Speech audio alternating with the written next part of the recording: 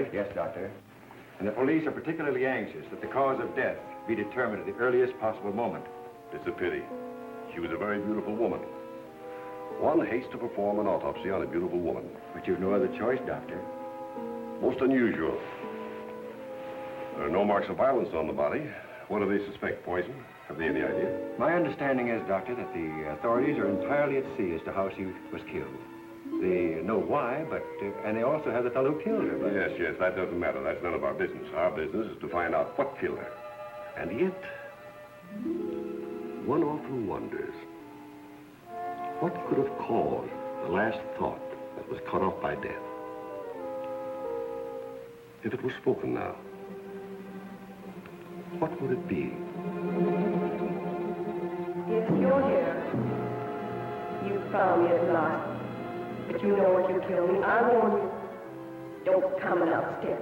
No, don't, please. Don't. No, I told you I didn't want the bandage. Why, Laura? Why are you so opposed to the bandage? Does it remind you of something, perhaps? What do you mean? Oh, nothing, Laura, nothing. Now, won't you lie down again and let me complete the examination? You're a sick girl, you know, in a highly nervous condition. I want to know what you meant by saying the bandage reminded me of something. If you don't know, how should I? You don't fool me for a minute, Doctor. I know how you feel about me. Do you, Laura? Then I wish you'd tell me, for I don't know. I don't know how I feel about you at all. You're clever, Doctor. But I'm wise to you and that fool of a son of yours. How long have you been married to Ward now? Too long. And why don't you give him his divorce? He's asked you often enough. I'll give him a divorce when I'm good and ready. I see. I'm not afraid of anything he can do, or you, or anyone else. What's that? Your heart's beating like a trip hammer. I must warn you that this high state of nervous tension... What's that noise?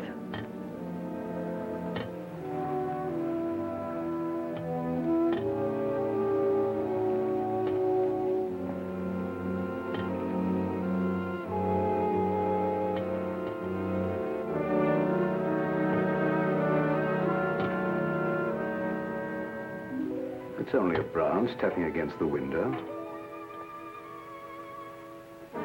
Now, my dear Laura, if you want me to help you, you must tell me what it is you fear. I told you I'm not afraid of anything. I know what's going on here. Someone's trying to scare me out, but it won't work, see? Here I am, and here I'll stay until I rot. I'm afraid there's more truth in that than you suspect. Laura, I must ask you not to cause Father any more trouble. I don't want you threatening him, you hear? You too. You're so cute. I'm sure you want to be alone. You're not going to make him pay for my mistake. What are you going to do about it? I'd like to. You'd like to choke me, wouldn't you, Ward? You haven't got the nerve. Here. This is the only thing you ever gave me. You can have it back. She's right. I gave her this when we were married. It's the only gift that ever passed between us. Ward, what do you propose to do about Laura? What can I do? She won't leave me. She won't give me a divorce. Well, things can't go on this way, you know. Dad, what is the matter with her? What do you think is wrong? I don't know. She wasn't this way until she began getting those letters from abroad, you remember?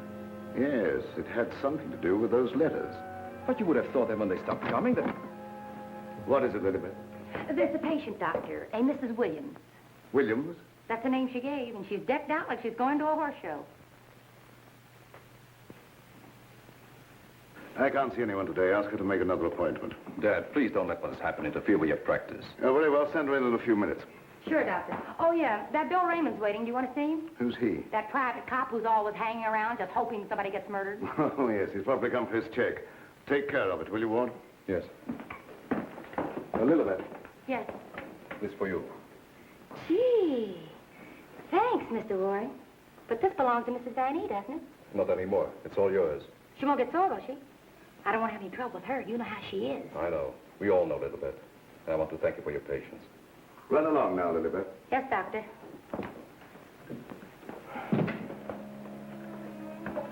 You made a fatal mistake, my boy, in marrying Laura. Yes, I know. But you don't suppose I'm going to stand for it forever, do you? No, I don't. And I don't think it will be necessary. Do you have a plan? I think it'll be better if you leave everything to me.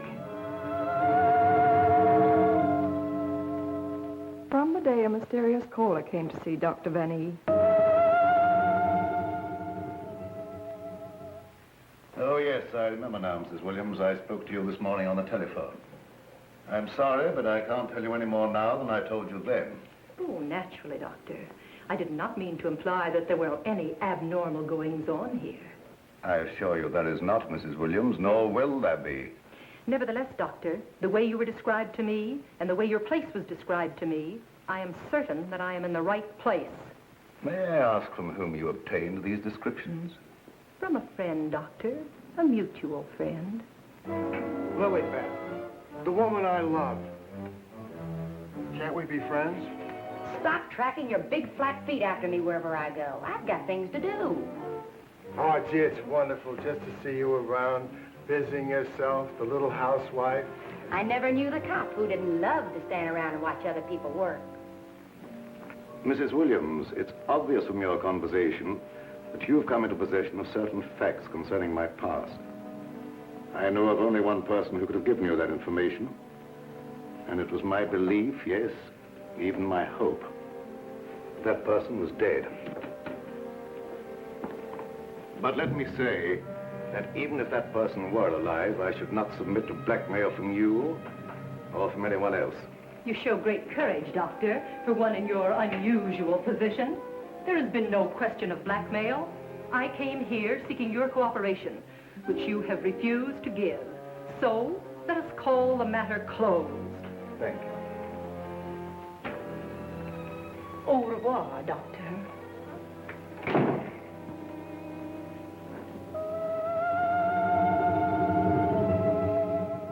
Then came this sinister pair.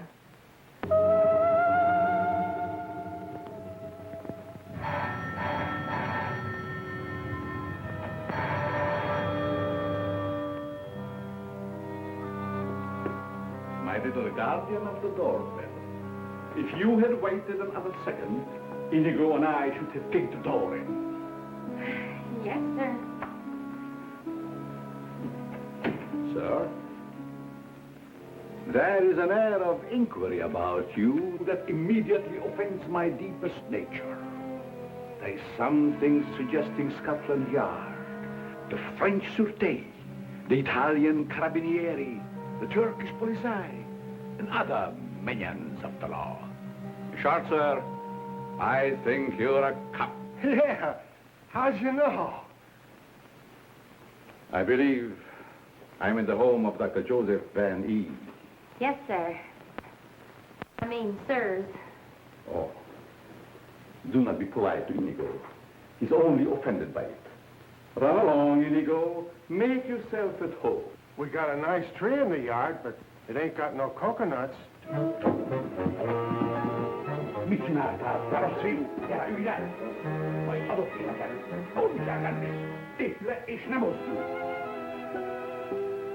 My little friend Inigo is deaf and dumb. He cannot hear and he cannot speak, but he reads the lips. And I would advise you to say nothing to annoy him. His temper is short, indeed. This, I presume, is Dr. Van E's private office.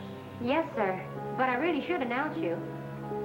My dear girl, if I allowed myself to be announced, I doubt I would be received anywhere. I'm sorry, really I am, but the doctor won't see anybody without an appointment. Appointment?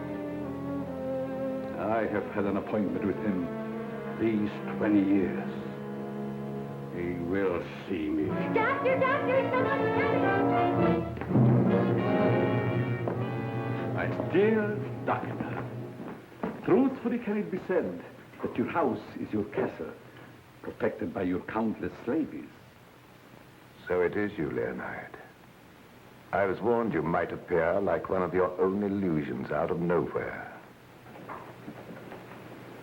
My dear Joseph, you have not changed a bit. Have you met my friend, Mr. Raymond? Raymond? Oh, Raymond. No doubt a relative of the great magician of the same name. Mr. Raymond is our private patrol officer. He keeps an eye on the premises for us. And other comings and goings. A very good idea, my dear Joseph. To have a private bodyguard at your beck and call. Well, you fellas are old friends, I can see that. Oh, yes. Old friends. Well, then maybe you'd like to be alone to talk over old times. A very good suggestion. Thank you, Mr. Raymond. I won't be far away, Doc. Well, so long, Mr. Leonide. Don't pull any more little men out of your hat. Well, Leonard, what brings you to me after all this time? The long arm of coincidence, my dear Joseph. Simply the long arm of coincidence. Aren't you glad to see me again? No, I can't say that I am. You with your foreign background and I, what have we two in common? Always truthful, Cousin Joseph. As when we were young men. You might have said no and saved your career. But you prefer to tell the truth and ruin yourself. What do you want here, Leonard? A few days' hospitality, my dear Joseph. Nothing more. Is that too much for one cousin to ask of another? Remember, we agreed not to think of each other as cousins again, Leonard. Bygones, my dear Joseph. And I'm willing to forget. And I suggest that you do the same. You've grown older, Leonard, but there may be something in what you say. I don't want to hold a grudge. But don't do anything that will make me regret my action. You have my promise. Now, if you will show me to my room. Oh, I should say, I have a traveling companion from whom I am inseparable. Who? Inigo, a dwarf, one of the little men. He became very much attached to me when he lost his master. You do not object? What good would that do? How true.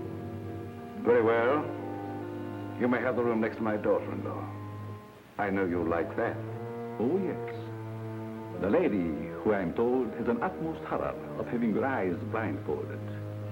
A phobia of most interesting origin, I dare say. Something to think about. That night, my husband questioned Leonard about my past.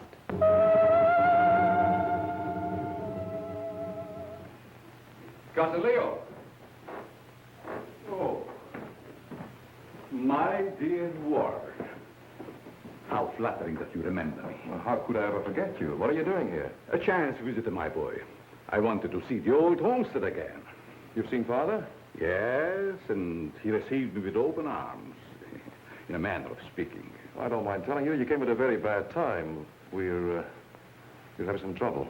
My boy, Trouble and I are like this. I presume you refer to the charming lady in the room next to mine, your wife, I believe.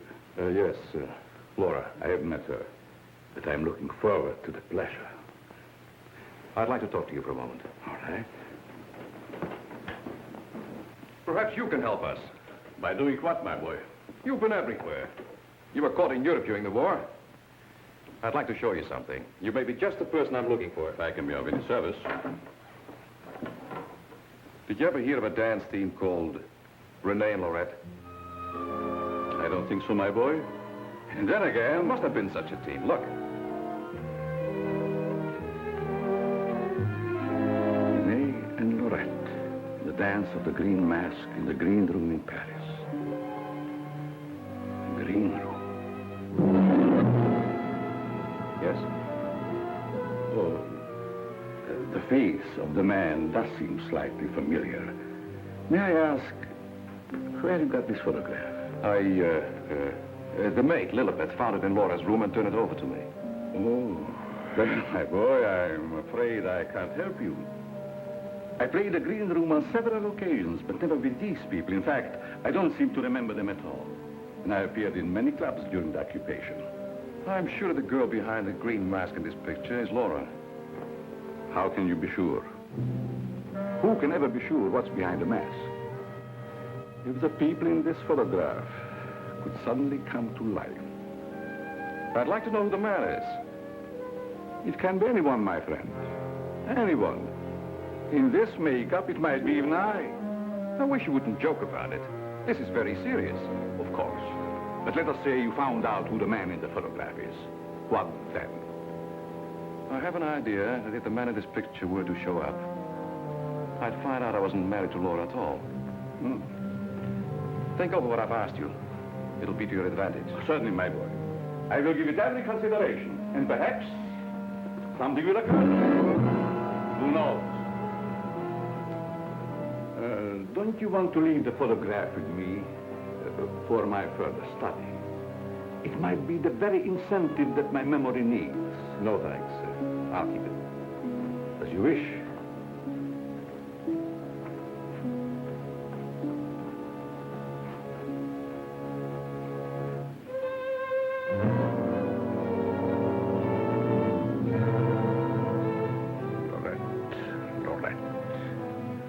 I'll make a bet the man in green will get you yet.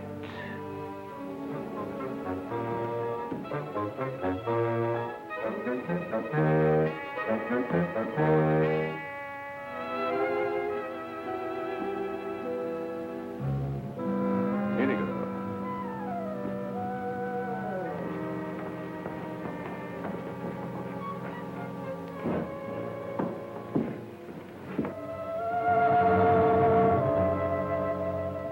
A gruesome surprise was in store for me the following morning.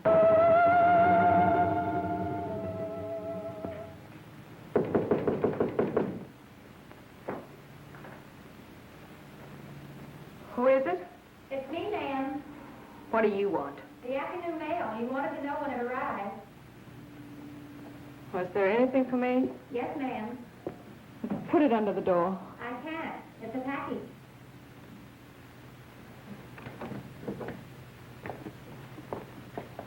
What's in it? I don't know. It's against postal regulations to open other people's mail. That's never stopped you before. I'd like to know what you mean by that remark, ma'am. Oh, shut up and get out. Don't you want me to help you? No, I don't. Get out. It's addressed to you in green ink with a warning. Look out for the man with the green mask.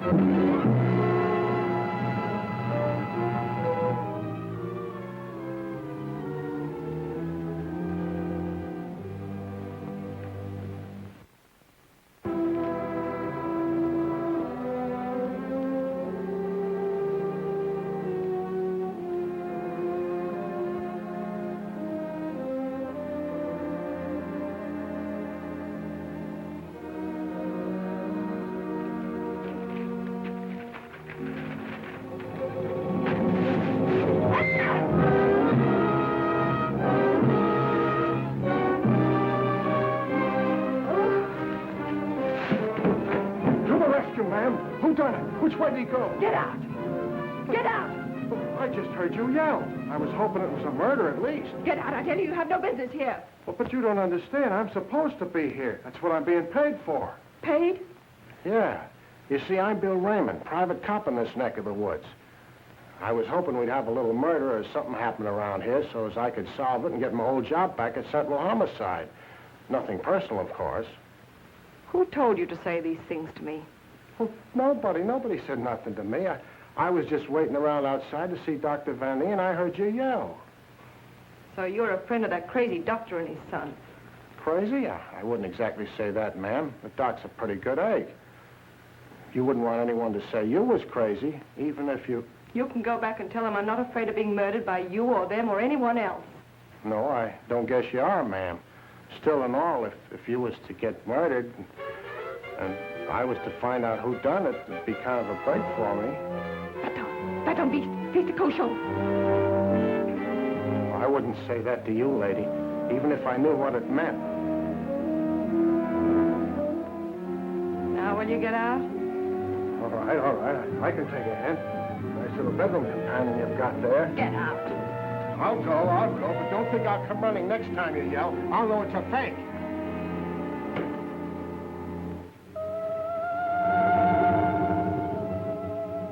I became afraid and my mind started to crack.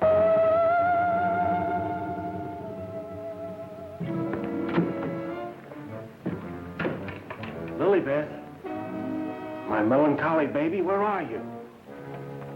Where'd you get that box? I don't know what you're talking about. You lying little snoop going through my things. What'd you do with the picture? Where is it? I didn't see it. That's the last time you put your hands on me. I'll give you one more chance, and then I told you I don't know what the picture is, and I don't know what you're talking about. It's been you all the time going through my things, opening my mail, rapping on my door at night. Now you're blaming me. I've never touched anything of yours. You've got my robe on now. Where'd you get that? I was just trying it on. Mr. Ward gave it to me. He said you didn't want it anymore. I'll tell you when there's something I don't want. Oh, shut up. It's only a dummy. A dummy? Where'd you get that thing? I suppose you're going to tell me you don't know anything about that either. Oh, I bet it was in the box. In the box I brought up for you, that's what. There were no stamps on it. How did it get in the mail? I don't know. The doorbell rang, and I thought it was the mailman. I opened the door, and it was sitting there on the stoop. You're lying. No, I'm not. I don't mind telling a lie now and then, but I'm not lying now, honest. Trying to scare me out. I'm not leaving. No, but I am. You come here. You and Mr. Ward are pretty thick, aren't you? Thick? Yes, thick like your head. He's fallen in love with someone else. Who is she? I don't know. It's not me. I know it isn't you. I know all the signs. He's fallen in love with some simple-faced man. There's always a way to get even with them. I've got to find that picture. Otherwise, they won't know what he looks like. I've got to send it to the police. He won't dare touch me. Who do you mean, the man in the picture? Have you seen him? Maybe I have, and maybe I haven't. Maybe I saw him go behind the thicket, or through the wall, or under the house. He's here in the house? Yes. I let him in. I let him in. He was waiting outside to get you, Miss Laval. Miss Laval. There's nothing safe from your prying eyes, is there? You think you know everything, don't you? I know why you're afraid, and I know what you've done. No, I'm not so thick. I'm not as thick as you think I am, Miss Laval. That head's supposed to be you, kind of a calling card. I'll remind you that... Why, you...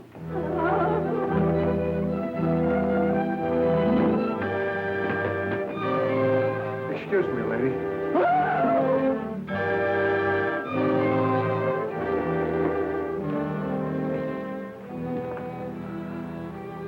Oh, I'm afraid.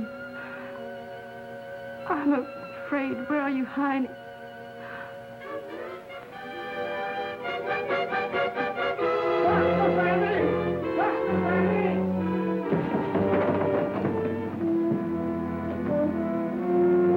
Dr. Benny!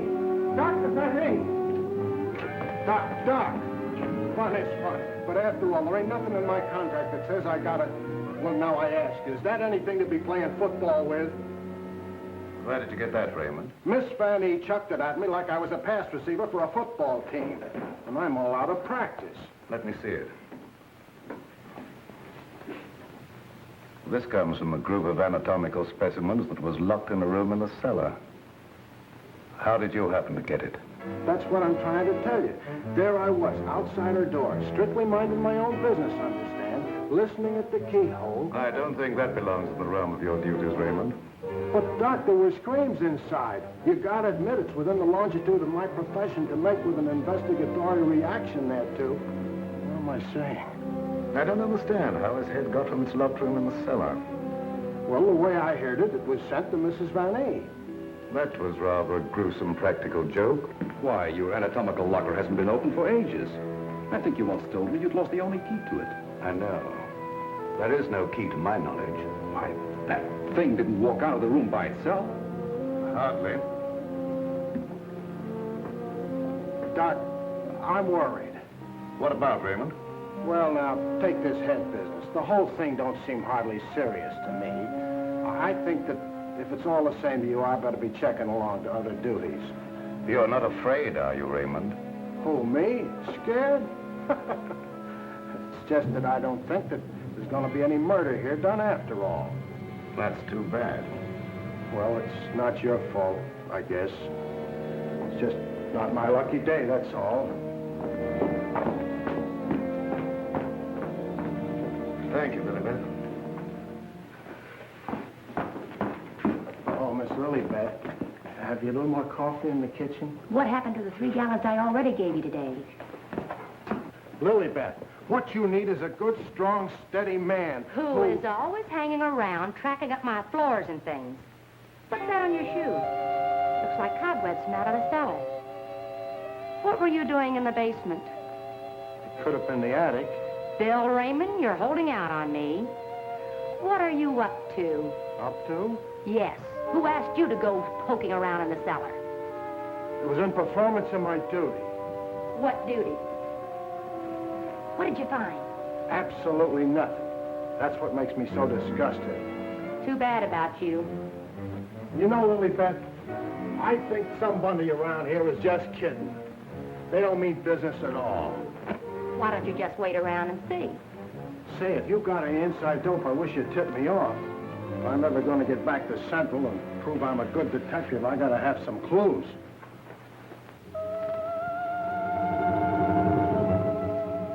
Yes, I was scared. Scared of my life. I expected big things of that ghoulish-looking guy, but he ain't delivered neither. I should say, in a way, you were entitled to expect big things from him. Leo was once confined in this house when it was an institution for the insane. Nerves, you know. Do tell. Well, then, he must know his way around the place, huh? I understand while he was here, he engineered an immense number of secret passages through which the guards could keep an eye on the inmates at night. Finally, he took one of these passages into the outside world, and we heard later he'd been seen in Europe. Ah, Europe. That's where history's being made today. Gee, I'd love to travel and... Well, perhaps you'll have an opportunity someday. Not if something don't happen around here pretty soon to make me famous. That Lilibet. I've been trying to get a cup of coffee off of her all day. She don't care what happens to my metabolism. Metabolism. That's a good word. I wonder what it means.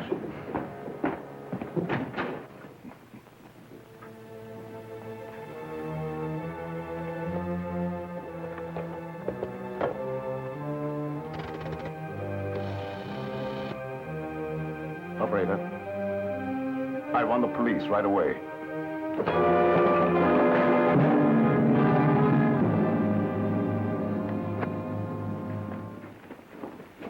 Stop crowding me. But, hon, don't you want me around to protect you? That indigo guy might... Yes, but who's going to protect me from you? Lilibet. My wild Irish rose. I just live for the day when I can take you out of all this. When I can slave and get you the luxuries in life. Gee, I'd gladly work my fingers to the bone to buy you expensive motor cars and furs and jewels and things and serve you breakfast in bed. What's the matter with me? Am I crazy? Yes, and I'd hate to hang by my neck until you got me all those things. Yeah, you might get a little blue in the face. Still and all I gotta do is to find myself one slightly murdered body, and I'm in. Stop looking at me. Oh, Lilibet, sometimes I think I'm not getting anywheres with you. What do you think? I think you've got a good idea there. All right, all right. You'll be sorry someday when you see my picture in the paper. Wait and see. Hey, Lilibet, why don't you answer the doorbell? Maybe that indigo guy wants in.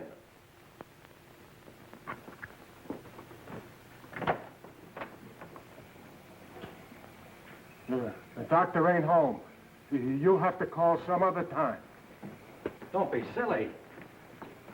Don't say I didn't tell you. Close the door on your way out. Hey, wait a minute. Well, if it isn't Bull Raymond. Shh, Terry. You trying to ruin me? Ruin him. Come here, Bull. Meet Miss Cornell. How do you do, I'm sure. Likewise. How do you happen to be out with him? Cute, darling, don't you think? Flat at both ends, head and feet. You've heard me speak of him. Bull Raymond. Bill Raymond, if you please. Mr. Terry Lee, you so-called reporter. How do you happen to be out with a dish like this? Jane Cornell. Good for dull days in a man's life. Mr. Raymond. Oh, yeah, I remember. Terry told me about the time you shot up the dressmaker's dummy. Huh? Yeah, he said you closed in on what you thought was a murderer, but it turned out to be the dressmaker's dummy, and you shot it full of holes so the real murderer got away. My pal. So this is where you've been hiding after they kicked you out for that fiasco, huh? Bull Bill, I mean? What are you doing here? Can't a man rehabilitate himself in peace? Here I come, looking for an honest crime around here so I can solve it and get myself back to Central. And you come along and... Where's the body, Bull? Bill? There ain't no body. That's the trouble. No, let's keep it friendly. Friendly? What do you mean? Let's have it. Who killed who and why? Are you kidding? Did somebody get knocked off around here? Look, I don't like to be kidded either. Where is it hidden, Sherlock? Oh, Terry, you've been on the police beat so long that... Now, listen, Bill, you know me well enough to know I wouldn't come out here just for the ride. Not when I could be, It just so happens there was a call to the police. Came from out here. And I happened to be there when it came through. Miss Cornell happens to be the operator. So she tipped me off. Told me the line had gone dead. So I smelled the story, and here I am for an exclusive. You see what I mean? What's in that? Well, that's the doctor's consulting room, but there ain't nobody in there. I've been standing here for quite a spell. Open it up. Let's take a look. That's funny. The lights in here ain't almost never out. In you go. Never do that. I could get killed that way. Is that bad? Oh, so nothing's happened around here, huh? It's busted.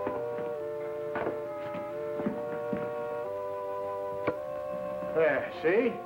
Like I said, there ain't nobody here.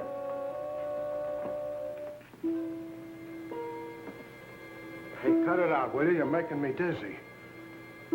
Well, sure, somebody stumbled over it and pulled it out of the wall. Could happen anywhere.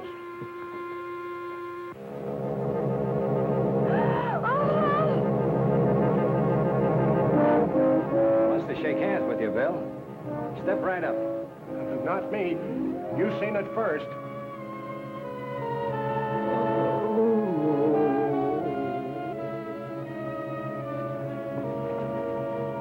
Doc!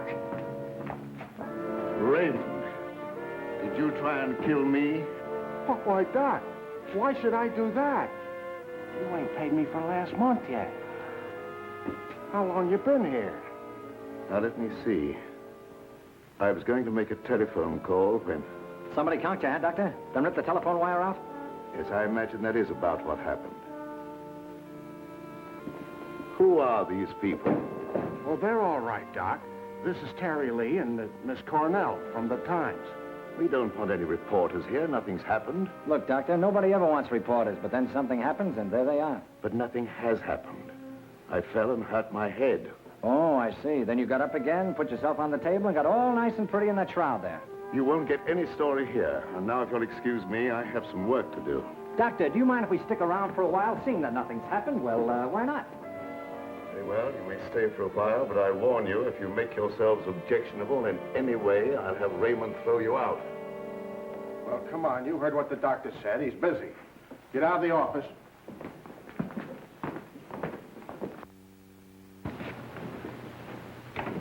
Probably a pretty nice guy, caught in a tough spot. That's the way I see it. You wouldn't want me to tell him you got kicked out of homicide, would you, Bill, old boy?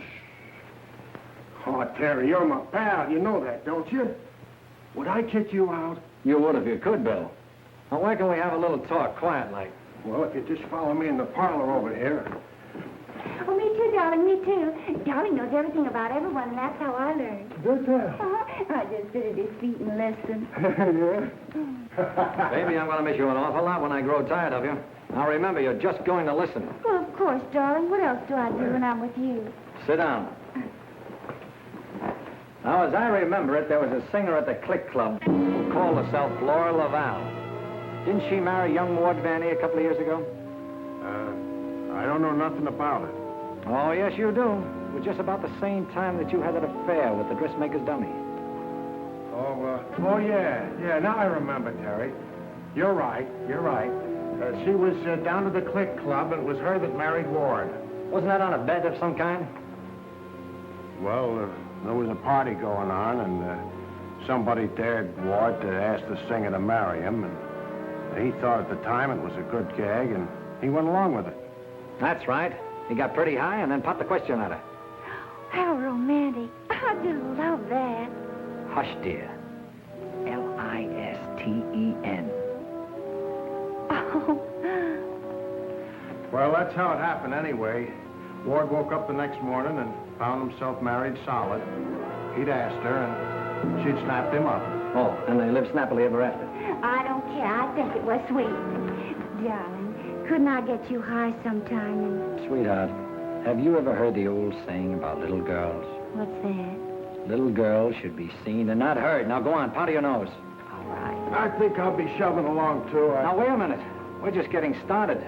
We were talking about a singer who called herself Laura Laval. Pushed her way into this house for good reasons of her own. Gentlemen, I beg your pardon.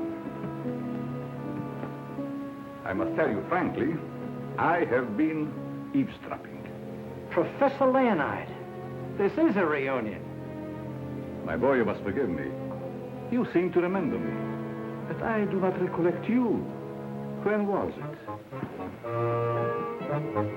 What was it?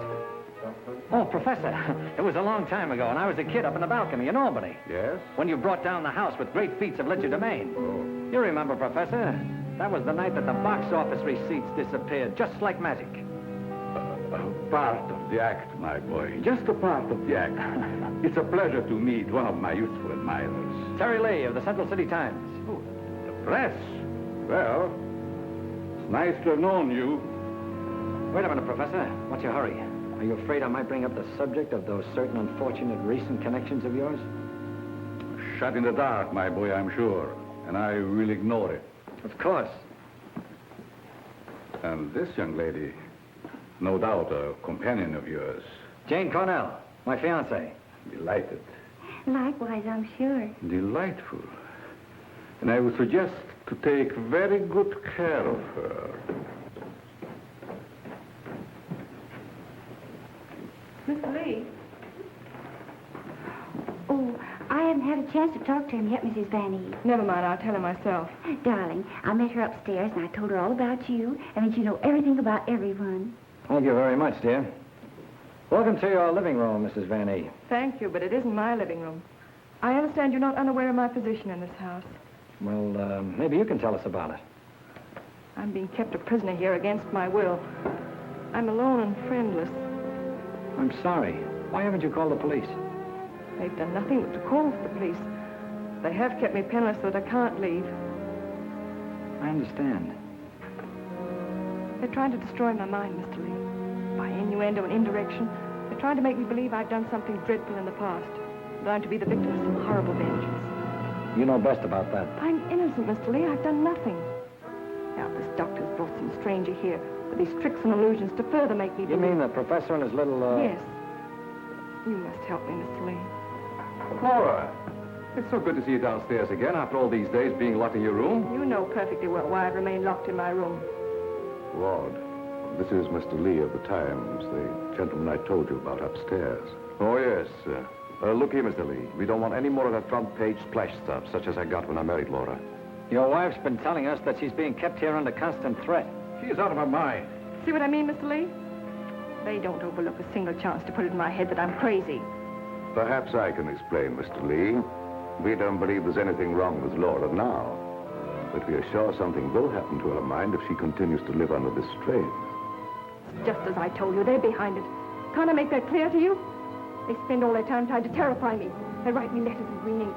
They send me dummy heads wrapped in green paper. Anything to frighten me so I can't sleep. I can't think. The only thought in my head is that I'm going to be killed. These are very serious charges, gentlemen. And I might say it'd make a perfect front-page splash. Lee, if you dare print a word about those ravings of my wife... Don't do anything to make me think they aren't ravings, Mr. Van E.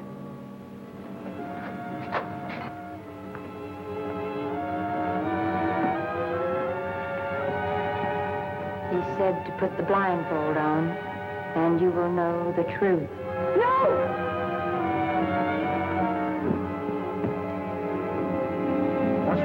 Doc. Quiet, Raymond. You don't mean that she's... Dead, Raymond.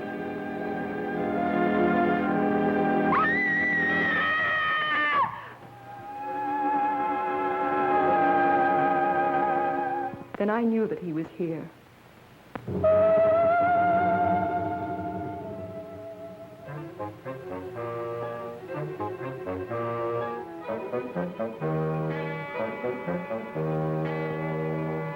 She's coming out of it, but she's in an advanced state of shock. May be necessary to administer a sedative. That's intended to shut her up. I'd like to hear her do some more talking, Doctor. If her mind is allowed to dwell upon what's happened, that may be the breaking point. Well, you've got all the answers. Look here, Lee, I don't like your tone. If you have any insinuations to make them to me. Okay, I will. Suppose you and I talk this over downstairs. I don't recognize your right to question me. However, if it'll make you leave Father alone...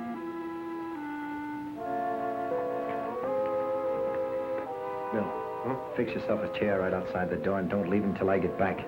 Sure. But what about Lily Beth? Don't she rate nothing around here? Now, Lee, first I'd like to see your credentials. You bust in here saying you're a reporter. That's the old turn the tables gag, Vanny, but if it'll make you any happier, take a look. All right, you're a reporter. But I still don't understand how you and the young lady got the news about our troubles. Do you really believe that story, Lee? Do you, in your right senses, really believe that we are keeping Laura a prisoner here? That's what the lady says. She said that... Nonsense. Nothing would please me more than if she got out. Look, I don't get any of this stuff, Vanny, but there's a tricky deal going on around here, and I intend to sit in on it. Too bad I can't flash the city desk to make ready for a front-page replay. Yes, isn't it? Either your wife is the victim of a well-plotted program of persecution calculated to drive her insane, or she's the witch you say she is. You're the fellow with the nose for news. What does it tell you? It tells me that right now I'd like to know where your disappearing relative is.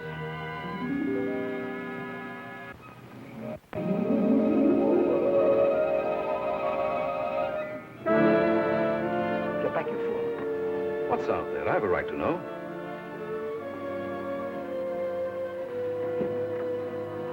Don't see anything. What was it? It isn't possible. It isn't possible, of course. What do you see out there, Lee? I've had enough of this. Come on. Are you nervous, Miss Cornell? Oh, no. I think it's very exciting.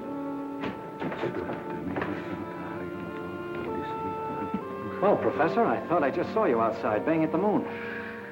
You disturbed her sleep. Poor child. Where have you been? How will you start acting normally for a change? You're bringing suspicion upon all of us. I, my boy? What have I done? Suppose you tell us. Has no one arranged to silence you yet, Mr. Lee? What a pity. I don't silence very easy, Professor, and it'd take a lot more than what you've done to her. Do you suggest that I had a hand in that poor girl's unfortunate demise? Why don't you behave yourself, Professor? Mr. Van E here has the right idea. You're just gumming up the works. I did my humble best. Who are you working for? What do you expect to get out of it? I'm discharging a debt, Mr. Lee. A debt contracted many years ago. Now, are you any wiser than you were a moment ago? No, but I'm beginning to get a general idea. By the way, how's that little girl of yours? I hope fervently that nothing happened to her. She would look so beautiful lying here. Look, Professor, I may not have been very smart in bringing Miss Cornell here, but if I thought you had any plan to do that... Why do you persist in making me the villain, Mr. Lee?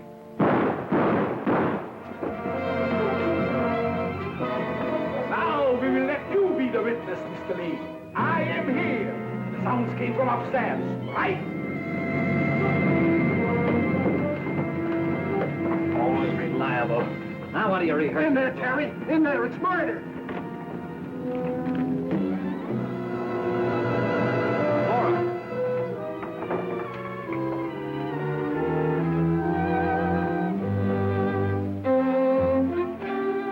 Jenny, wake up. Wake up. Oh, Terry. Tell me, what happened? Oh, Terry, darling. Let me think. Everything went black and... Yes? Then it started to talk. What started to talk? I don't know. That thing. Now, look, let's get back to the beginning. I left you here with Dr. Van E. Yeah, and then he gave Mrs. Vanny a shot with a long needle. Never mind that. All right. Then he said, would I sit with Mrs. Vanny? Okay. Where is she now? Who? Mrs. Van E. Where did she go? That's just what I asked you, Janie. Well, she was right here. Then Dr. Vanny went out. Then what happened? Well, then Bill Raymond came in. Oh, that's great. The two of you in the same room at the same time. How did you communicate with each other? Sign language? Oh, I don't care. All you do is make fun of me. I didn't ask to come to this, whatever it is. Oh, yes, you did, dear. Don't you remember? You said you wanted to see what the life of a reporter was like. Don't forget, Mr. Lee, one must not expect too much of certain types of mentality. Shut up, Bill Raymond. I remember you when you couldn't even make your X. Oh, I want to go home. We can't go home, darling. We've got to get a story. Why? You don't understand. Yes, I do. Why do we have to get the story? Who cares? She's got you there. All right. Now, you tell me, what happened to you? Me? Oh, well, you said to stay outside the door, and I pulled up a chair. That's right. She was inside the door and you were outside.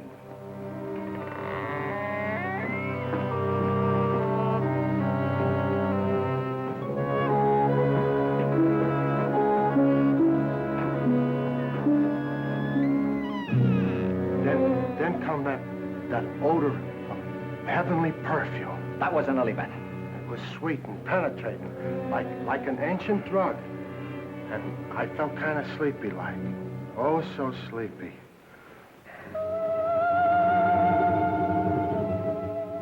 At last, he had me under his power.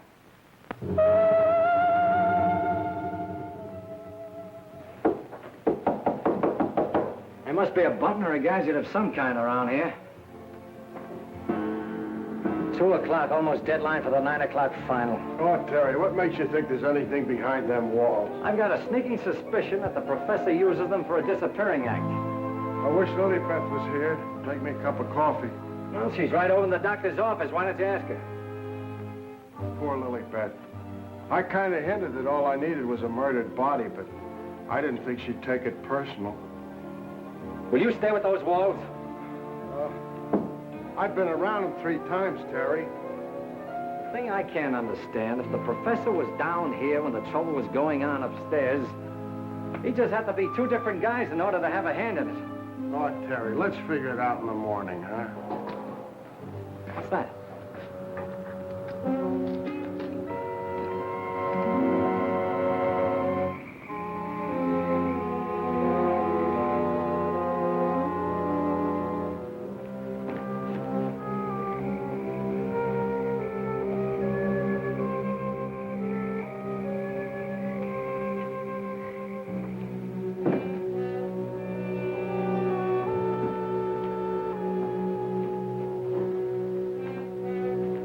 Wake up. Either something or somebody opened the front door. Oh, that's the shortest night's sleep I've had in a long time. All right. Now that you're good and rested, let's see if we can understand what happened upstairs. Well, do you think it had something to do with that picture, maybe, that Lilybeth found in Mrs. Van E's room? What picture? Or the one with the couple with the 2 masks, you know, like we found, like that mask. Who has the picture now? Well, young Van E, I guess. That's the point. Where has Mr. Van E been since his wife's disappearance? Well, him and his old man are sleeping. I guess they got some sense. No. I've already checked that, and they haven't slept in their beds tonight. Wake up! I refuse to answer on the grounds that my tend to incriminate or degrade me. My unconscious mind. Now, look, Bill, please stay awake for a while. Now, look, tell me, what happened when you smelled that sweet odor in the hall upstairs? No, it smelled lovely. Lovely, that's all I can remember. And Dr. Van E had already left Laura's room, is that right? Yeah, he'd gone out, and he said goodnight, and he had given her some sedative or something that he said would take care of her till morning, and then he went down the hall to his own room. And then you fell asleep? Yeah, no, I just kind of dozed off a little. Like this. Here's your coffee, sir. Terry, that's a dirty trick. Stay on the other side of that window. What for? Take a look. I'm looking. What do you see? Lily Beth! Gee, this ain't natural. Who are you talking to? The woman I love. Poor little angel. Try and speak to me. She can't hear you.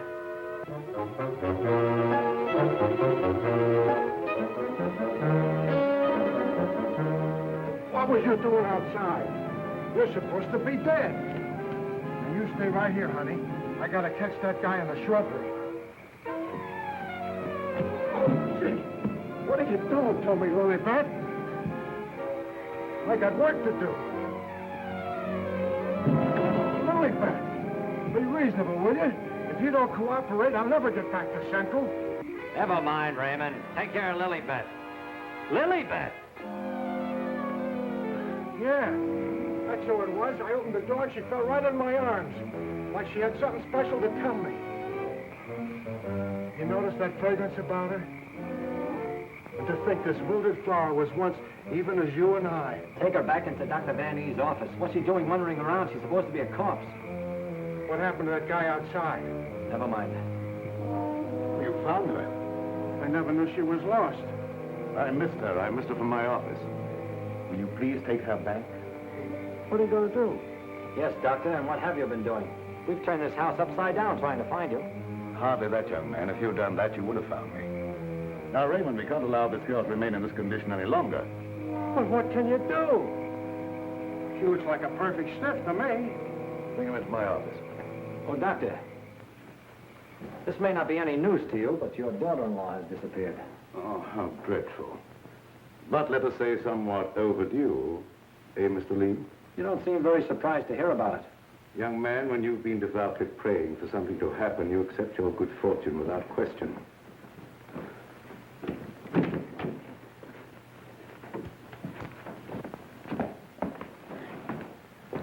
We thought that probably you might be able to throw some light on the subject. That's right, Raymond. Leave her there. There's absolutely nothing wrong with her. Huh? And you mean I've been pining away for nothing? She was put in a deep hypnotic sleep, that's all. But why? Why, Doc? Who done it? It was done so that she would obey certain orders that were transmitted to her. If that's true, then why did you declare her dead? I had my own good reasons. Would you give me one reason why you like to go around getting hit on the head? That must become a little monotonous. Mr. Lee, are you sure that you saw what you thought you saw? Well, I'm not blind. I might be getting a little dizzy in this madhouse.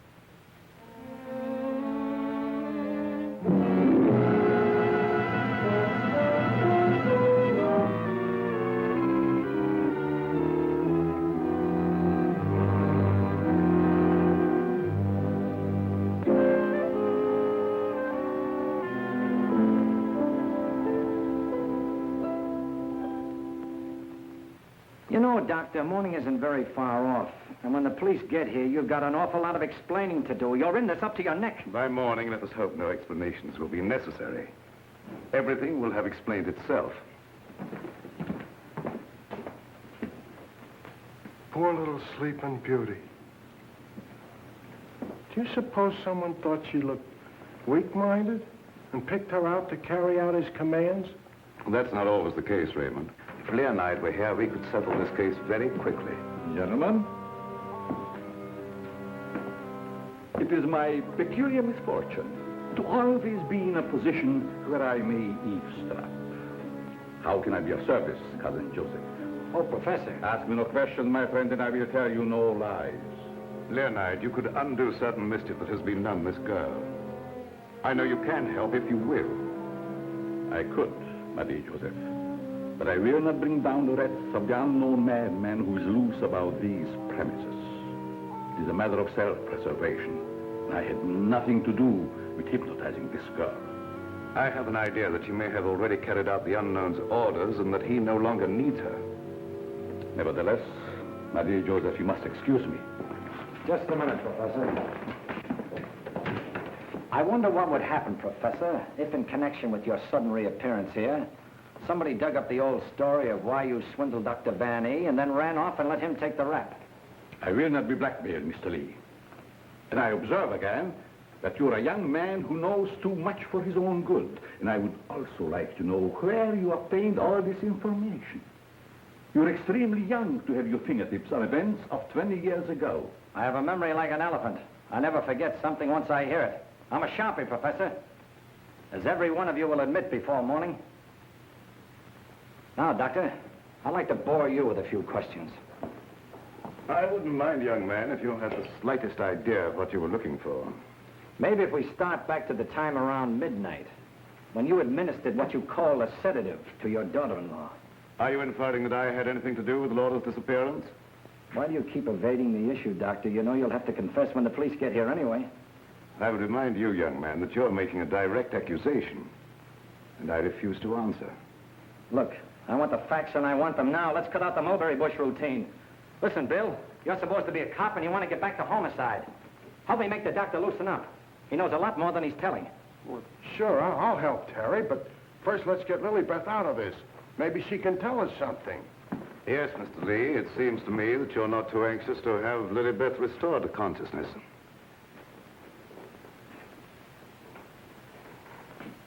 What do you hear, Doc? Her heart's in a very depressed condition. Someone's been giving her orders by mental telepathy. Hey, could I learn to do that? Supposing Lilybeth was in the kitchen. Could I telegraph her a wish for a cup of coffee? Huh? Perhaps, Raymond, someday when we have a little time, I'll indicate the principles of hypnosis to her. Thanks. Dear Joseph, the principle of hypnosis isn't as simple as you would make them believe. It requires a long and patient study.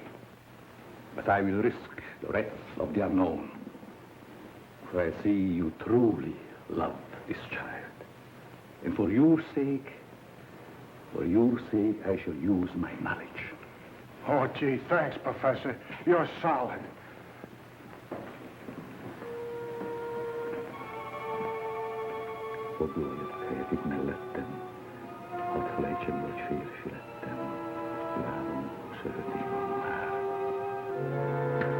Wake up. Wake up.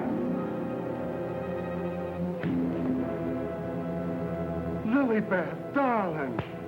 Keep your big hands to yourself. What are you slapping me for? Professor, put her back to sleep. It's better that way. What have you been doing to me? Me? What have I been doing? Yes, what have you been doing? You gotta learn me that hypnotism trick. It's my only chance. Tell me, Lilybeth, what happened? Well, I can't seem to remember it. It all seems like a dream. Did you see anyone? No. But I do remember a perfume, a sweet odor. Yes, go on. Terry, darling. Oh, Terry, darling. Yes, Jane. What is it? Is it Halloween? No, it isn't. Then why was that green face bobbing up at the window? What? Yeah, a green face just like the one I saw in Miss Van E's room. You saw a green face in Mrs. Van E's room? Yes, darling, that's what she was shooting at. I mentioned it to you, but you're so scatterbrained. Yes, dear, I'm scatterbrained. Does your mind feel rested now and everything after your nap? Mm-hmm. That's a good girl. Now, come on, tell me, what happened? Oh, don't yell at me. I can tell you just how it happened. We were alone in the room, and Laura was going to sleep. And then she said, oh, take away the bandage. And I said, what bandage?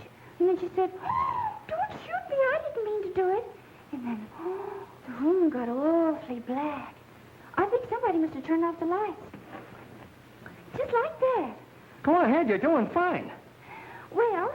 Yeah, the lights had already gone out. Uh-huh. And the room got awfully dark. You've already said that. Think hard now. You saw a green mask. It came out of the wardrobe. Like a moth? Yes, darling, just like a moth. Oh, how clever of you. It was just like a great big moth, and it flew around and Please around, don't around. make yourself any dizzier than you are. Now tell me the rest of it. Well, I just don't see how you could remember that it was like a great big moth. And did you see it? Was you there hiding in the wardrobe, maybe? No, I wasn't in the wardrobe. Now, look, Jane, please, be yourself. No, I mean, don't be yourself. Just relax. Relax. Mr. Lee, just a moment. Where were you? Were you upstairs? No, I was down here talking with your son. And by the way, where is he? Here I am, Mr. Lee. What can I do for you? Will you stop it? Yes, I was listening outside the door. You haven't answered my father's question yet. Oh, come on, take it easy, take it easy. Maybe you can tell us where you've been, Mr. Vanny. Of course you don't know anything about your wife's whereabouts. Oh, go on, tell him where she is. I want to go home. I'm hungry. Quiet, everybody, quiet! Laura! Don't. No, don't. Don't.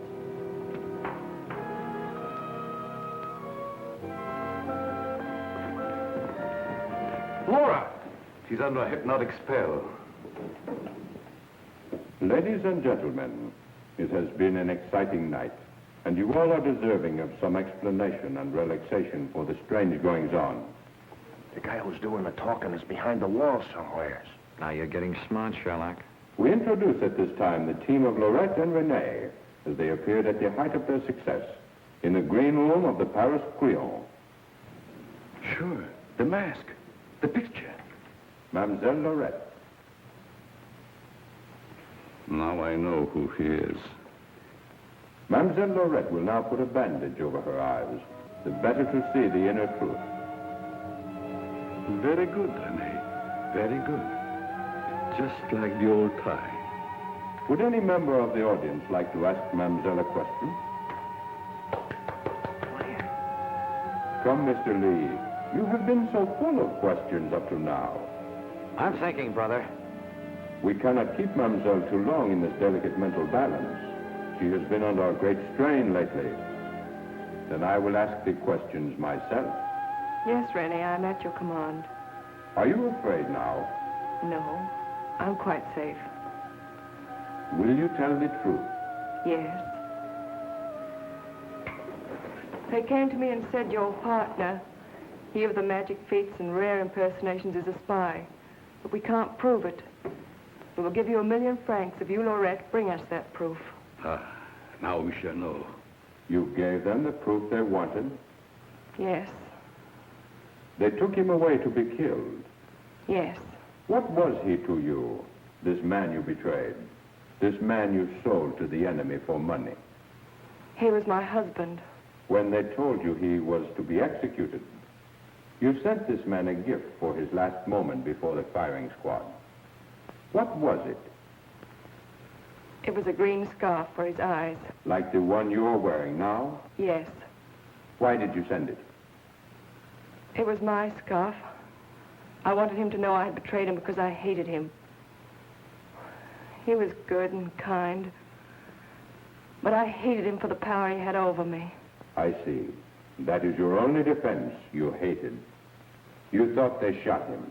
You escaped to America. You thought you were safe.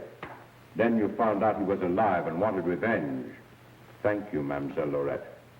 You may remove the bandage now. What do you see on the cloth, Mademoiselle? There's a hole in it. Yes. What else, Lorette? What else? There's blood on it. There's blood. I have come back. I am here. And I will have my revenge. No! No, don't touch me! Outside, under the window, you know where.